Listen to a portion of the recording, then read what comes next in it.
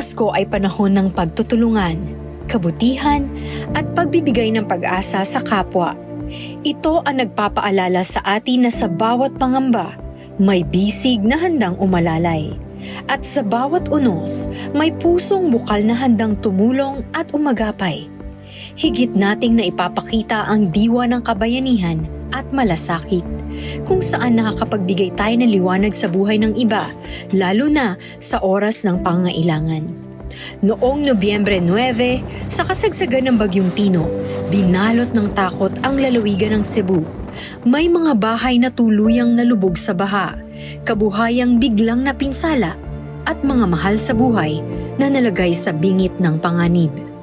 Ngunit sa gitna ng unos na yon, may isang kwento ng pag-asa ang nanaig. Si J-Boy Magdadaro, 15 anyos mula sa Liloan, Cebu, ay nagpakita ng tunay na tapang at kabayanihan sa kabila ng murang edad. Sa oras na takot ang nangingibabaw sa karamihan, siya ang naging isa sa mga takbuhan ng kanyang kapwa. Nagbigay ng tulong at pag-asa sa mga nangangailangan. Ako si J-Boy Magdadaro. Nakapan. Edad ko ay 15. Kanang pag ako bata nga matinabangon din. Ang buhat na ko sa mua kay mag-basket din, maglimpi-limpi. Kan kituwa pa naaabot ang bagyo, nindot kayo dito din. Pag abot sa bagyo, luoy na kayo mga village, mga bahay. Wala na sila gamit dito sa ban kaya nga ano. Kon nakulbaan ko din kanang tuon ako mamatay na dito. Nakulbaan ko kanang maunsa niya sila. Okay ra kung mamatay pero sila dili. Marami ka natulungan di ba? 50 plus. 50 plus? Bata, matanda. Paano ginawa mong pagtulong? Nilalangoy mo? Pag wala na ako, padungad to na ako kay magsakayan ko. Ay, bangka. Then pagbalik ko kay magsalbabida sila na nasa bangka. Ako nauna na to kay kanang gusto na ko sa maluwas sa dito. Kaya ako'y ginauna nga kuan. Ang ginauna na ko maluwas na dito nga kuan. Na lugar. Kuan kanang nasudra sa kuno una nga mutabang ko dito din.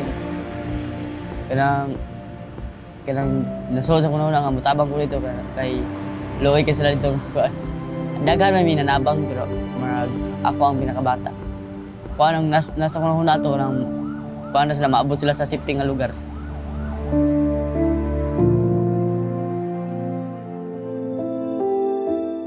Sa bawat salitang binitawan ni J-Boy, dama ang bigat ng pinagdaanan. Hindi lang baha ang kanyang hinarap, kundi ang posibilidad na hindi na siya makabalik sa kanyang pamilya. Pero kahit may takot, hindi pa rin siya umatras. At sa gitna ng lagpas taong tubig, si J-Boy, ang pinakabata sa kanilang nag-rescue, ay nagligtas hindi lang isa, kundi mahigit 50 buhay. Ko si J-Boy ginoon, sir, believe siya ginoon niya, sir, kaya inangano, matinabangon gid siya. Wala gimi anak mag-speak, sir, nga muna mabuhat niya itong higayon na, nga maka-survive, makakuha siya sa mga tao ba, nga makatabag siya dito. Kaya nitago mo na siya, sir. Pag dahil na uli may alas 2 nga rin na, kaya gusto na may mamahaw, maniod to. Napabili na siya, sir. Kaya nagplano siya nga tabangan dito niya itong mga tigulang dito. Muto na natabangan niya nga igagaw ni pag-umangko ni Gringo Hunasan na daan nakuha niya. Pag mga 5 unong bato ka kuhan. Muto yung naka-picture niya nga kuhan siya sa bata.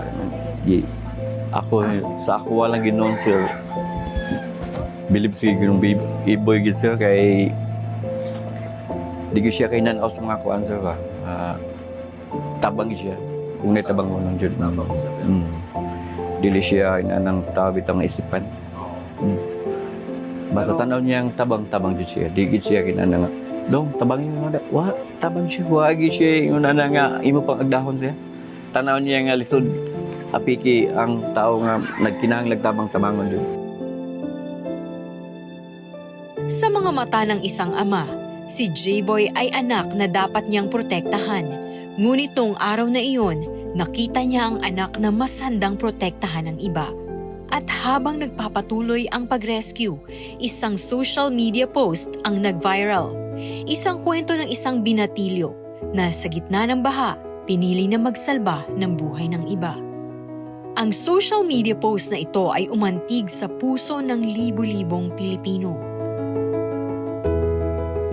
People was very complacent because in the past typhoons we really don't experience those kinds of baha. So people in Villalara, Colorado and Tiltilon was those places were heavily affected by the flash flood. So that time J-Boy, si J-Boy kasi nakatira sa Hubay, Fatima. So usually yung Fatima is bumabaha. So they decided to evacuate in San Roque, Hubay, to prevent baha. And of course, after that, hindi nila inakala na tataas yung baha ng ganun. So after that, gamit yung bangka ng uncle niya. So yung umaga na lumaki na yung water. After that, J-Boy decided to help those people. But before helping those people, yung family niya uwi na sana sa Fatima. Then J-Boy tumago siya sa malaking kahoy para gusto kasi niya tumulong. Kasi J-Boy really loves playing in the water kasi lumaki po siya sa dagat, playing skimboard. So yeah. So this J-Boy, ginamit niya yung bangka at salabida ng uncle niya. So I was amazed. So sabi ko nga, ipopost ko yung story mo. The world deserves to know your story because at the age of 15, it's never easy to be in the flood.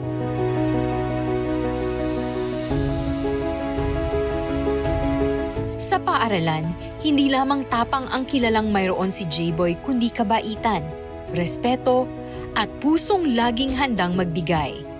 Isa siyang tahimik na bata, mag-aaral na hindi naghahanap ng papuri at isang anak ng komunidad na lumaki sa hirap ngunit ang puso ay mayaman sa kabutihan. As the school principal of Hubay Integrated School, sa pagkakilala ko po kay J-Boy, siya ay maalalahanin talaga sa kapwa niya mga learners. Willing talaga siya magtulong at friendly na bata, humble. On behalf sa school, as the school principal, the school is so blessed, the school is honored na isa sa aming mga mag-aaral ay may puso na kagaya kay J-Boy. Labis po akong nagpapasalamat na ikwento ko yan sa kanya talaga. Kasi more than 50 lives talaga ang naano niya. Actually, when I saw the post from Facebook, I was not that surprised. Kasi alam ko kasi yung pagiging responsible at pagiging matulungin niya. Even dito sa classroom, nasa third floor po kami. So every now and then, pag snack time, sinasabihan niya ako kasama yung ibang mga klase niya like, Miss, may gusto ka pa ipabili. Parang ganyan. So when I saw the post, I was happy, I was proud, pero hindi po talaga ako sobrang na-shock. And then, yung na-receive niya yung mga tulong, yung mga rewards na meron siya ngayon, I'm happy and proud, but at the same time, I know na hindi talaga siya magbabago. And when I met him a few days ago, ganun pa rin talaga.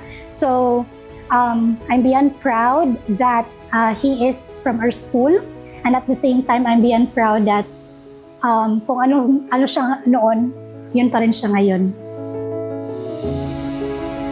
Sa kwento ng kabayanihan ni J-Boy, nag-iwan siya ng mahalagang paalala sa ating lahat na ang diwa ng Pasko ay hindi nasusukat sa regalong natatanggap, kundi sa kabutihang na ibabahagi sa kapwa.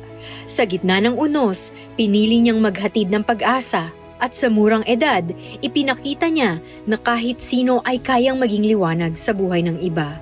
Habang ipinagdiriwang natin ang Kapaskuhan, naway sariwain natin ang aral na iniwan niya, na sa panahon ng pinakamabibigat na pagsubok, sapat na ang isang pusong handang tumulong para magbigay lakas at pag-asa sa marami.